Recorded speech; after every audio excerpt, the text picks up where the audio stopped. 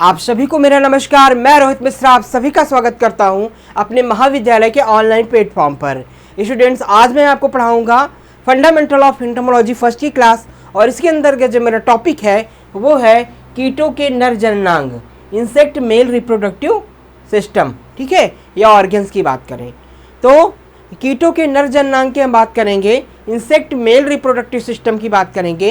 Insect male reproductive system के अंतर्गत जो है हम पहले आपको पढ़ाएंगे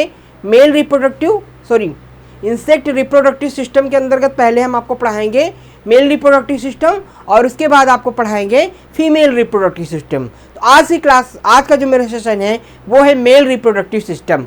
तो आइए अपनी क्लास को स्टार्ट करते हैं। जनरली जो रिप्रोडक्टिव ऑर्गन्स हैं यानी मेल रिप्रोडक्टिव ऑर्गन्स होते हैं इंसेक्ट में,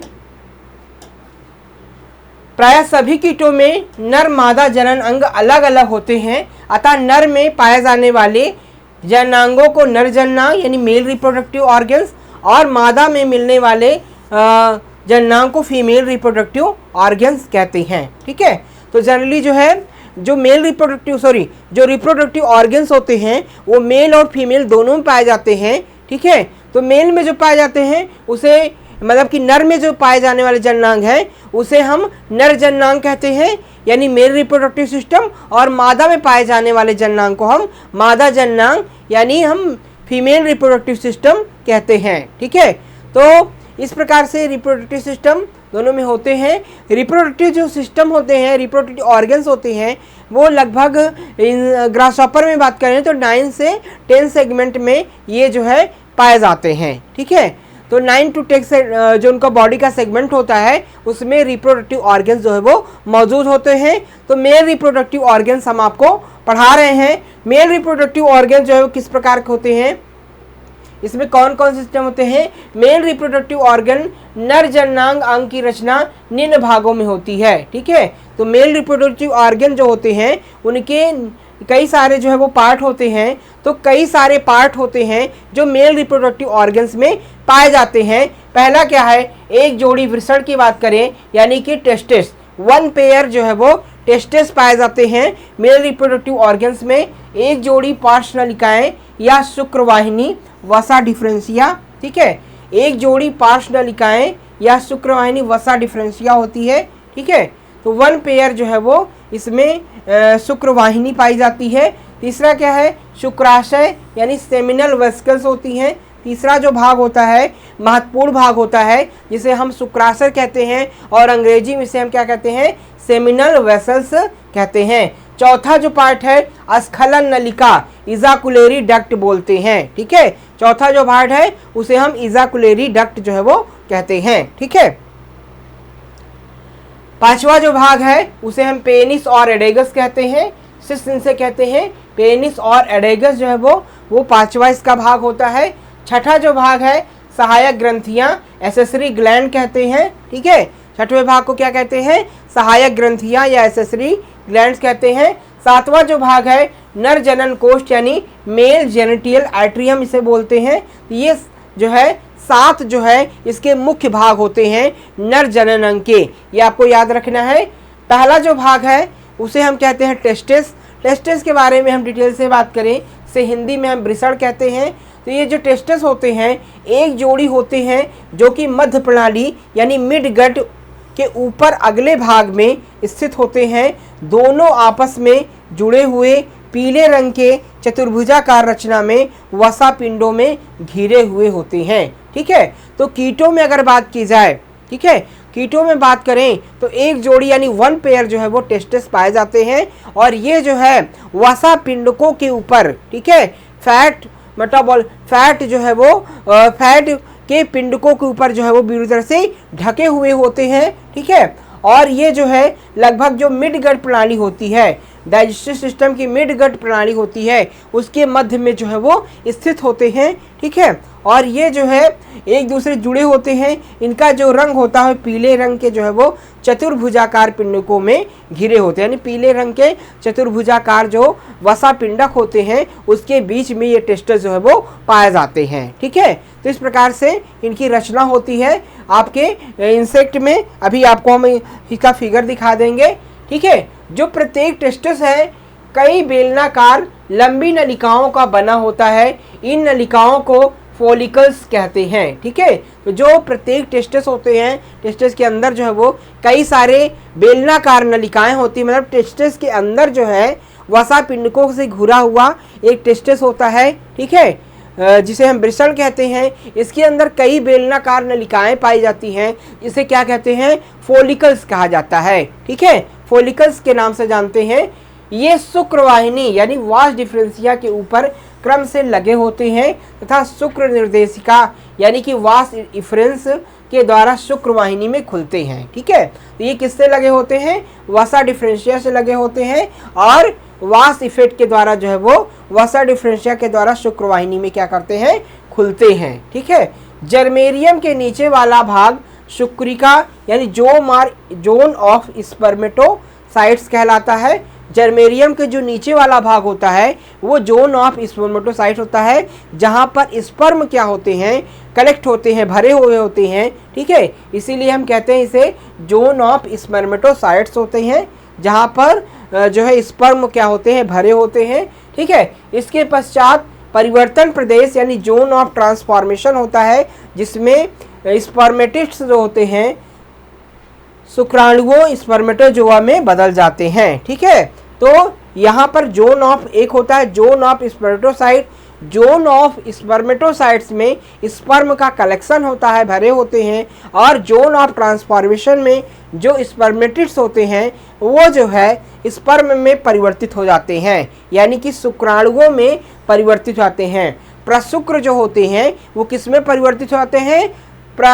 शुक्राणुओं में परिवर्तित होते हैं। कहाँ पर परिवर्तित होते हैं? जोन ऑफ ट्रांसफॉर्मेशन में परिवर्तित हो जाते हैं। ठीक है, अगर हम फिगर की बात करें तो इस प्रकार से इसका फिगर होता है। ये फिगर बिल्कुल याद कर लीजिए, ऐसे आपको एग्जाम में बनाना है। इसे क्या कहते हैं? इसे कहते हैं कि इंसेक्ट यानी मेल रिप्रोडक्टिव ऑर्गन्स। ठीक है, इसे क्या बोलते हैं? मेल रिप्रोडक्टिव ऑर्गन, इंसेक्ट का नर जननांग। ठीक है, कीटों के नर जननांग के फिगर इस प्रकार से होते हैं। इसमें जो है आप देख रहे हैं, ये जो है आपके एक जोड़ी जो होते हैं ये उसके बोलते हैं टेस्टिस बोलते हैं। और इसमें बीच में जो है वो बेलनाकार नलिकाएं होती हैं, जिसमें स्पर्म भरा होता है। इसे क्या कहते हैं बच्चों? फॉलिकल्स कहते हैं। क्या बोलते हैं? फॉलिकल्स कहते हैं। ठीक है, तो ये एक जोड़ी टेस्टिस होते हैं और इसके बीच में जो होते हैं इसे हम फॉलिकल्स बोलते हैं। ये जो है आपकी ये जो एक पतली नली होती है इस प्रकार की, उसे हम क्या कहते हैं? वास डिफरेंशिया बोलती हैं। क्या बोलते हैं? वासा डिफरेंशिया, वासा डिफरेंशिया बोलते हैं। ठीक है, और ये जो भाग होता है नीचे का इसे हम सेमिनल वेसल्स बोलते हैं। ठीक है, इसे हम क्या बोलते हैं? सेमिनल वेसल्स बोलते हैं। ये जो आपकी दोनों ये नलिकाएं होती हैं इसे क्या बोलते हैं? सहायक ग्रंथियां कहते हैं। एसेसरी ग्लैंड पाई जाती है। ठीक है, ये सहायक ग्रंथियां होती हैं। इसे हम इजाकुलेरी डक्ट कहते हैं। ये एडेगस होता है। तो इस प्रकार से इसका फिगर होता है। इसमें जो है जो टेस्टिस होते हैं, टेस्टिस के अंदर जो है वो फॉलिकल्स होते हैं, जहाँ पर सीमेन का फॉर्मेशन होता है। और जब सीमेन का फॉर्मेशन वहाँ पर यानी शुक्राणुओं का निर्माण होता है टेस्टिस के अंदर, फिर ये वसा डिफरेंशिया के माध्यम से, ठीक है, वसा डिफरेंशिया के माध्यम से जो है ये आपका सीमेन जो होता है जो शुक्राणु होते हैं वो यहाँ पर आते हैं और फिर जो है यहाँ पर इस नलिका से जो है वो आपके सेमिनल वेसल्स में आते हैं। सेमिनल वेसल्स जो है वो दोनों तरफ से सेमिनल वेसल्स आ करके यहाँ पर मिलता है, जहाँ पर जोन ऑफ ट्रांसफॉर्मेशन होता है। फिर यहाँ पर जो है मिल करके इजाकुलेरी डक्ट की सहायता से एडेगस के राहते जो है वो मादा जननांग में जो है वो सीमेन चले जाते हैं। तो इस प्रकार से इसका फॉर्मेशन होता है सीमेन का।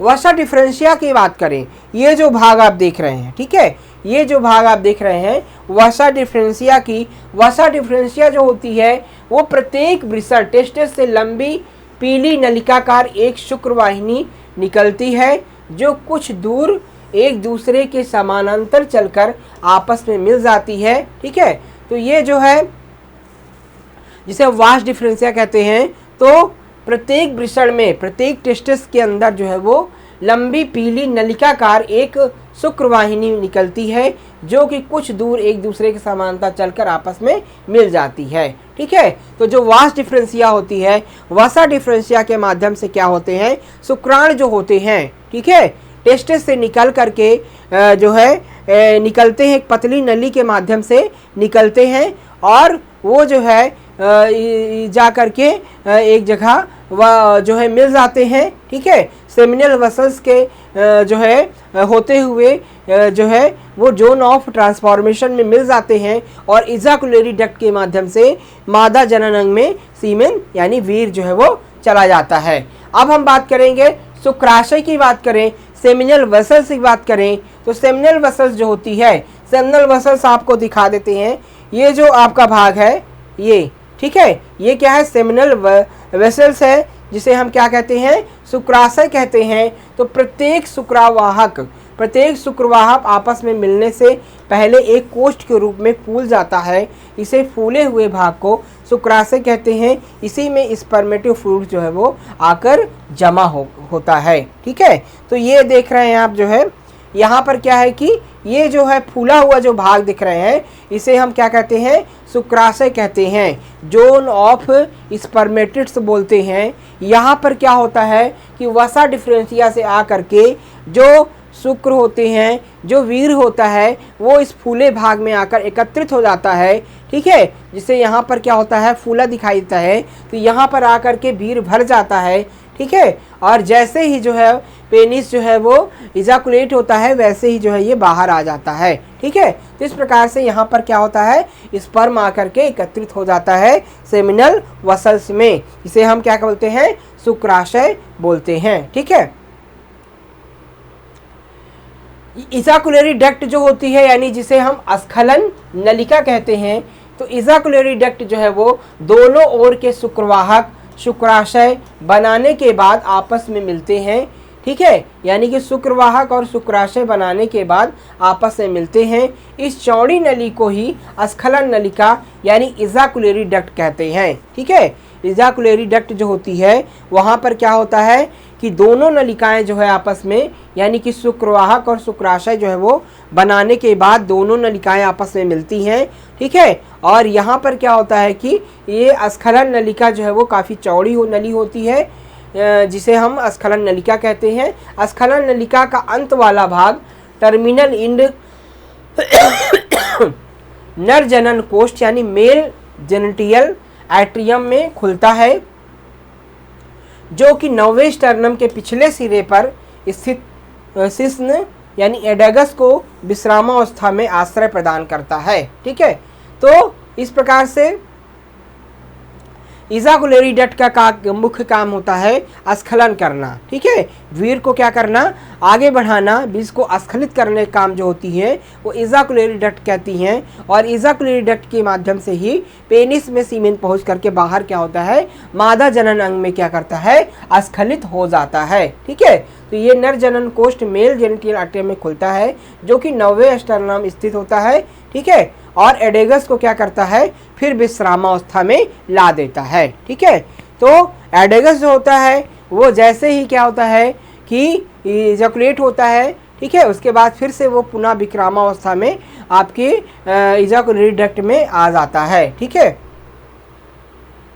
एसेसरी ग्लैंड की बात करें, जो सहायक ग्रंथियां होती हैं मेल रिप्रोडक्टिव ऑर्गन्स में। ठीक है, सहायक ग्रंथियां कई होती हैं, ये लंबी तथा मुड़ी हुई कॉइल्ड होती हैं तथा शुक्राशय में एक लसदार द्रव म्यूकस डालती हैं जो कि शुक्रों को संचित रखने में सहायता कर देता है। ये शुक्राशय के अगले सिरे पर स्थित होती है। ठीक है, तो ये जो सहायक ग्रंथियां होती हैं, एसेसरी ग्लैंड्स होती हैं, ठीक है, ये एक प्रकार का जो है वो मुड़ी हुई कॉइल्ड होती हैं। ठीक है, और जो शुक्राशय में, ठीक है, तो ये सहायक ग्रंथियां क्या करती हैं, शुक्राशय में जो है एक प्रकार के लसदार द्रव को सेक्रेट करती हैं। इस द्रव से क्या होता है, स्पर्म जो है वो सुरक्षित रहता है, जल्दी नष्ट नहीं होता है। ठीक है, तो शुक्रों को संचित रखने में सहायता करता है और ये शुक्राशय के अगले सिरे पर क्या होता है, स्थित होता है। ठीक है, तो इस प्रकार से ये एक म्यूकस सेक्रेट करते हैं जिससे कि स्पर्म जो है वो जल्दी नष्ट नहीं होते हैं। ठीक है, की रक्षा होती है। कुछ कीटों में यह लसदार द्रव स्पर्मेटोफोर बनाता है। ठीक है, कुछ कीटों में क्या होता है, लसदार के द्रव जो होता है स्पर्मेटोफोर का निर्माण करता है। ठीक है, तो इस प्रकार से जो है ये सेसरी ग्लैंड का जो है वो वर्क होता है। ठीक है, तो ये हमने आपको बता दिया कि मेल और मेल रिप्रोडक्टिव ऑर्गन किस प्रकार से होते हैं। एक बार पुनः मैं इसको आपको फिगर के माध्यम से बता दे रहा हूँ। ठीक है, ये जो है आपका मेल रिप्रोडक्टिव ऑर्गन्स होता है, इस प्रकार से इसका फिगर होता है। मेल रिप्रोडक्टिव ऑर्गन में सबसे पहला जो भाग है वो है टेस्टिस होते हैं, जिसे हम हिंदी में क्या बोलते हैं, वृषण कहते हैं। वृषण की जो संख्या है मेल रिप्रोडक्टिव ऑर्गन्स में वो 2 होती है। ठीक है, यानी 1 पेयर होते हैं। इसके बीच में जो है जो बेलनाकार नलिका आप देख रहे हैं उसे क्या कहते हैं, उसे हम कहते हैं जो है फॉलिकल्स कहते हैं। और इसी फॉलिकल्स जो है वो ये फॉलिकल्स जो होते हैं वो शुक्राणुओं को उत्पादन करती हैं। ठीक है, यानी कि सीमेन का फॉर्मेशन करने का काम जो है वो करते हैं। ठीक है, इसके पश्चात जो है वो ये जो सीमेन होता है, ठीक है, जो शुक्राणु होते हैं वो वसा डिफरेंशिया में आते हैं। तो इससे जुड़ी हुई इसका जो रंग होता है वो पीले रंग का होता है। ठीक है, इसके ऊपर जो है ये जो खोल चढ़ी होती है वो वसा के, ठीक है, वसा के पिंडक होते हैं, उसी में ये फॉलिकल्स भरे होते हैं। ठीक है, तो वसा के पिंडक में ये फॉलिकल्स जो है वो पाए जाते हैं जो सीमेन का फॉर्मेशन करते हैं। इससे जुड़ी हुई एक मुड़ी हुई नलिका होती है जिसे हम वास डिफरेंशिया कहते हैं। ठीक है, वास डिफरेंशिया कहते हैं। इसके माध्यम से वीर जो है वो इस वीर जो होता है वो आपके सेमिनल वेसल्स में आ जाता है। ठीक है, तो इसमें माध्यम से स्पर्म जो निकल करके सेमिनल वेसल्स में आ जाते हैं। ठीक है, तो ये फूला हुआ जो भाग होता है इसे हम सेमिनल वेसल्स कहते हैं या हिंदी में शुक्राशय कहते हैं।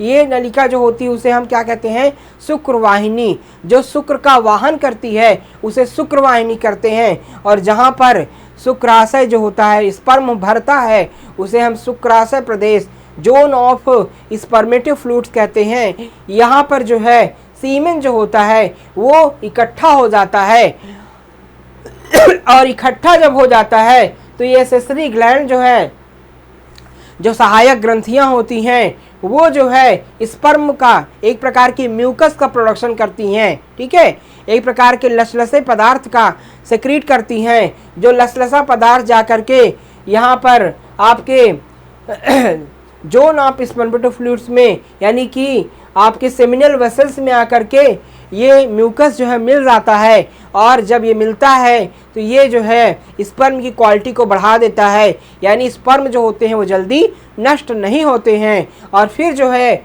ये आपस में दोनों तरफ जो है वो ये भरा होता है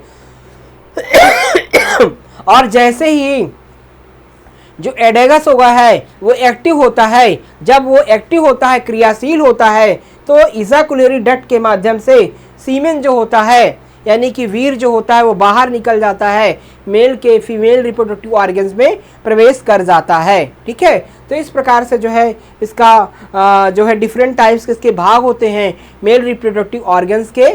ठीक है, डिफरेंट टाइप्स के इसके पार्ट होते हैं और इसके डिफरेंट टाइप्स के वर्क होते हैं। ठीक है, तो आई होप आप बिल्कुल अच्छे से समझ गए होंगे मेरी क्लास को। तो आज की क्लास में बस इतना ही। नेक्स्ट क्लास में हम नए टॉपिक के साथ आपसे फिर मिलेंगे। आप सभी का बहुत बहुत धन्यवाद। जय हिंद।